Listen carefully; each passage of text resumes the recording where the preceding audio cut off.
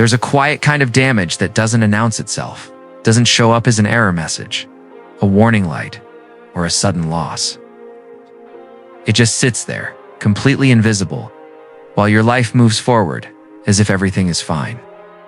And then one day, years from now, you look back and realize the moment everything went wrong wasn't dramatic at all. It was ordinary. It was a small decision you barely noticed making. That's the most dangerous kind of consequence, the one you never see coming because it never felt like a consequence at all. Most people think that if something were truly a problem, they'd feel it. They assume pain is immediate, that mistakes announce themselves right away. But that assumption is one of the most expensive beliefs a person can carry. Because the reality is, the gap between a poor decision and its full consequence can be measured not in hours or days, but in years, sometimes decades. And by the time the damage becomes visible, reversing it has become an entirely different and far more difficult challenge. Think about the way a small leak works inside a wall. Can't see it. You're going about your life, cooking dinner, watching television, sleeping soundly. Meanwhile, behind the surface, moisture is slowly warping the wood, spreading through insulation, building up mold, weakening the structure. When it finally becomes visible, when the ceiling starts to bubble, or the smell becomes impossible to ignore, the damage has been building for months. The fix isn't a patch anymore, it's a renovation. The cost isn't $100, it might be $10,000. And the only difference between those two outcomes was time. Time that passed while nobody was paying attention. This principle doesn't just apply to houses. It applies to your finances, your health, your relationships, your career, your entire life. The problems that end up being the most catastrophic rarely started that way. They started as small, overlooked patterns that got a little worse each day, each month, each year, until the weight of them became impossible to carry. Let's talk about money first, because this is where delayed consequences are perhaps most ruthlessly precise. When someone in their 20s decides to skip saving and investing because retirement feels like a lifetime away, they don't feel that decision, not that week, not that year. Life continues. Rent gets paid. Weekends happen. Everything feels sustainable. But compound interest, the principle that money grows not just on itself, but on its own growth, doesn't wait for people to be ready. It runs continuously. And every year that passes without participating in that system is a year where the mathematical foundation for future wealth quietly erodes. By the time someone reaches their 40s and finally gets serious about building financial stability, they're not starting from zero, they're starting from behind. Because the person who began at 25 didn't just save more money in raw terms, they allowed time to multiply every dollar far beyond what any late contribution can recover. The gap between those two people isn't just financial, it's structural. It represents an entirely different ceiling of possibility. And it all began with a series of small, painless decisions that felt like nothing at the time. Here's something even more subtle and worth sitting with. It's not just about whether you save or don't save, it's about the habits you normalize. When you habitually spend more than you earn, you're not just creating a temporary budget issue, you're training your financial identity. You're reinforcing a relationship with money that will follow you through every income level you reach. People who develop poor financial habits at a modest income almost always scale those same habits when their income grows. The lifestyle expands to consume whatever arrives. The pattern doesn't change just because the numbers get bigger. So the person who earns twice as much 10 years later can still find themselves in the same position, stretched thin, anxious, and wondering where it all went. This is what makes delayed consequences so psychologically tricky. They don't feel like consequences because, in the short term, the poor decision often feels like freedom. Spending instead of saving feels like enjoying life. Skipping the difficult conversation feels like keeping the peace. Avoiding the gym feels like rest.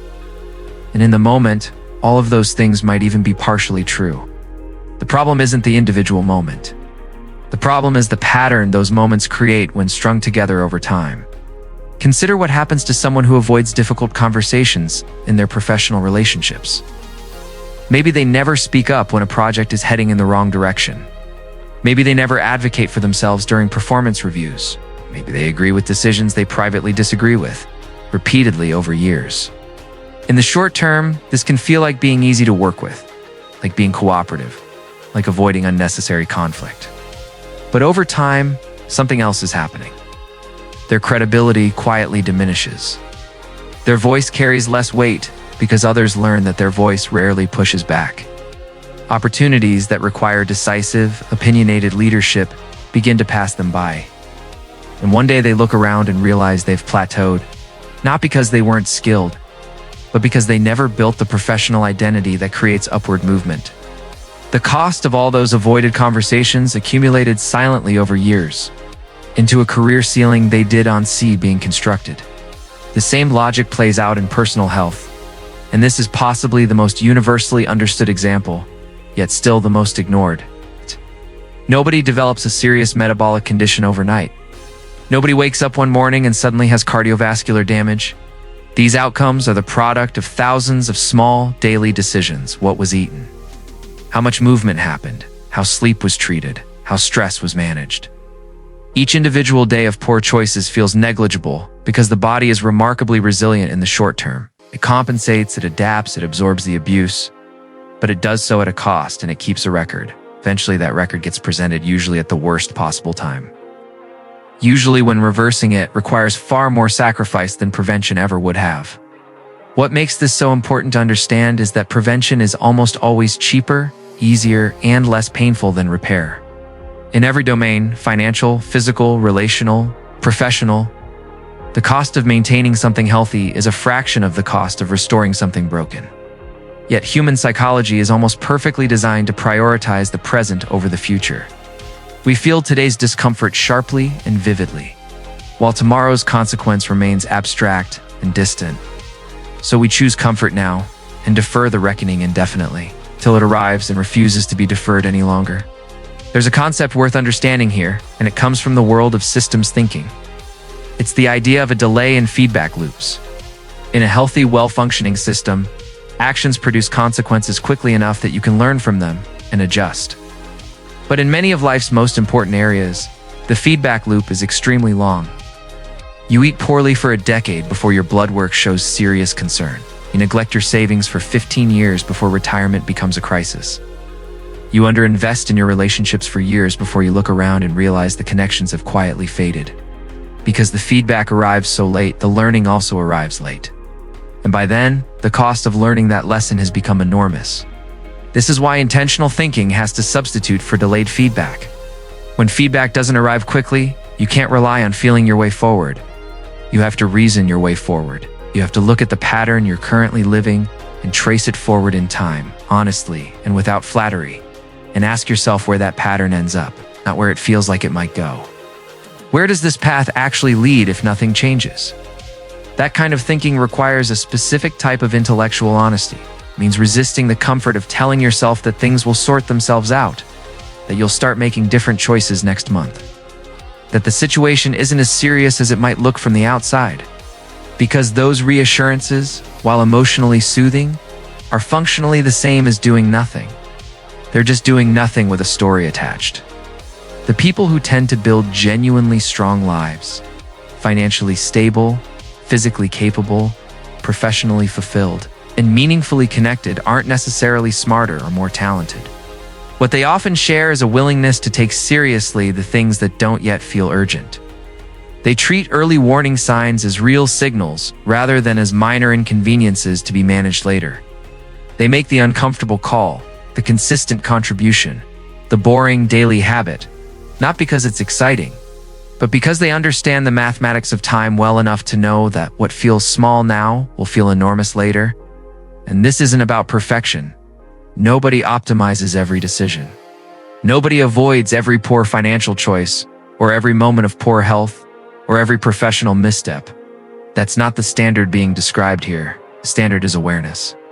The standard is developing a relationship with time that acknowledges its true nature. Time is not neutral, it amplifies. Every pattern, healthy or destructive, grows stronger and harder to change the longer it runs. The question is simply which patterns you're allowing to run. Here's a reframe that might make this easier to sit with. Most people think about regret as something that comes from the things they did wrong. But research into long-term human reflection tells a different story.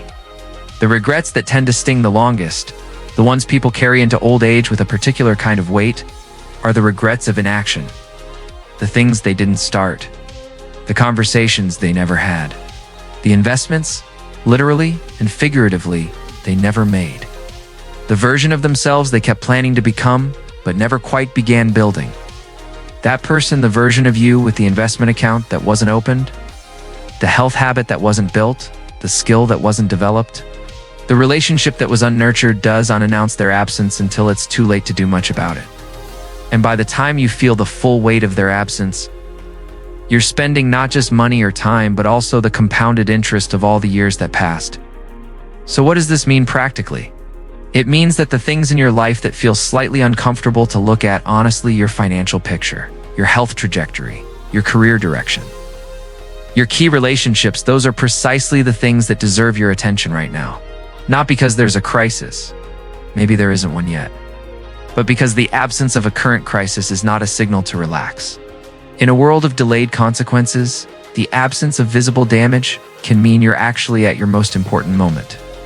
The moment when intervention is still cheap, when change is still relatively easy, when the gap between your current path and a better one is still narrow enough to step across without a dramatic leap. The longer you wait, the wider that gap becomes.